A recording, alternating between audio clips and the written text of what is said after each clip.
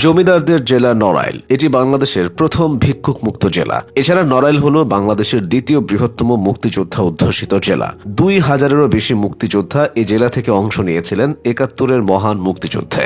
7 বীরশ্রেষ্ঠের একজন ল্যান্স নায়ক নূর মোহাম্মদ এখানকারই কৃতি সন্তান। প্রায় 8 লাখ জনসংখ্যা নিয়ে নড়াইলের আয়তন 990 বর্গ কিলোমিটার। আয়তনে ছোট হলেও এই জনপদের রয়েছে সমৃদ্ধ ইতিহাস।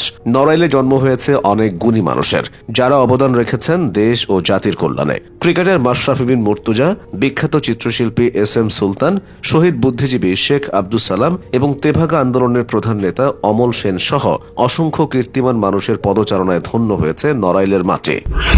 কৃষিপ্রধান এই জেলায় ধান, গম ও পাটের মতো বিভিন্ন অর্থকরী ফসলের ব্যাপক উৎপাদন হয়। সরকারি হিসেব অনুযায়ী নিজ জেলার চাহিদার থেকে বেশি ধান এবং মাছ উৎপাদন হয় নড়াইলে। চিত্রা, মধুমতি ও ভৈরব নদ বেষ্টিত এই জেলার প্রাকৃতিক সৌন্দর্য আকর্ষণীয়।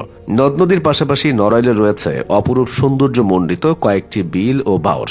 এগুলোর মধ্যে উল্লেখযোগ্য হল ইসামতির বিল ও চাচুরি বিল। এছাড়াও নড়াইলের দর্শনীয় স্থানগুলোর মধ্যে রয়েছে সুলতান কমপ্লেক্স, বীরশ্রেষ্ঠ নূর মোহাম্মদ কমপ্লেক্স, বাধাঘাট, হাটবাড়িয়া জমিদার বাড়ি, নিরিবিলি পিকনিক স্পট, পণ্ডিত রবিশঙ্করের বাড়ি ও অরুণিমা ইকো পার্ক। নড়াইলের সাক্ষরতার হার প্রায় 75%। এই জেলায় রয়েছে শতবর্ষী কিছু শিক্ষা প্রতিষ্ঠান।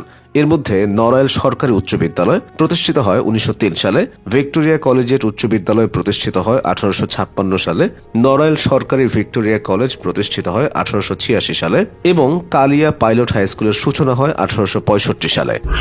এবার নড়াইলের ইতিহাস সম্পর্কে জেনে আসা যাক। 1861 সালে যশোর জেলার অধীনে নড়াইল সদর, লোহাগড়া ও কালিয়া থানার সমন্বয়ে নড়াইল মহকুমা প্রতিষ্ঠিত হয়। পরবর্তীতে আলফাডাঙ্গা থানা এবং অভয়নগর থানাকে এই মহকুমায় যুক্ত করা হয়। 1934 সালে প্রশাসনিক সীমানা পুনর্গঠনের সময় অভয়নগরের পেরলি, বিছালি ও শেখহাটি এই 3টি ইউনিয়নকে নড়াইল জেলার সাথে যুক্ত করে অবশিষ্ট অভয়নগরকে যশোর জেলার সাথে সংযুক্ত করা হয়। 1947 সালে ভারত ভাগের সময় এই মহকুমায় 4টি থানা ছিল। পরবর্তীতে 1960 সালে আলফাডাঙ্গা থানা যশোর থেকে ফরিদপুর জেলার অন্তর্ভুক্ত হয়। বাংলাদেশ স্বাধীন হওয়ার পর প্রশাসনিক বিকেন্দ্রীকরণের পরিকল্পনা অনুযায়ী 1984 সালের 1 মার্চ নড়াইল মহকুমাকে জেলায় রূপান্তরিত করা হয়। ভৌগোলিক দিক থেকে নড়াইল জেলার পশ্চিমে যশোর, উত্তরে মাগুরা, পূর্বে ফরিদপুর ও গোপালগঞ্জ এবং দক্ষিণে বাগেরহাট, খুলনা ও যশোর জেলার অবস্থান।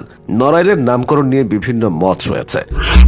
জনশ্রুতি আছে নবাব আলীবর্দী খাঁর শাসনামলে তার কর্মচারী মদন গোপাল দত্ত নৌকা যুগে সপরিবারে কুড়িগ্রামে আসেন। এখানে কচুরির ধাপের উপর ধ্যানরত অবস্থায় একজন ফকিরকে দেখেন তিনি। তার নাম ছিল নড়িয়াল ফকির। মদন গোপাল দত্ত নত হয়ে তার আশীর্বাদ কামনা করেন। ফকির প্রীত হয়ে তাকে হাতের নড়ি বা লাঠি উপহার দিয়ে আবাদ করার পরামর্শ দেন। ফকিরের আশীর্বাদ পুষ্ট হয়ে বসতি স্থাপন করেন মদন গোপাল। কথিত আছে নড়িয়াল ফকিরের ওই নড়ি থেকে নড়িয়াল নামের উৎপত্তি। পরবর্তী সময়ে যেটি লোকমুখে নড়াইলে রূপান্তরিত হয়েছে।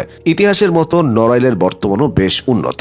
অতীত এবং বর্তমান মিলিয়ে নড়াইল জেলা অনন্য।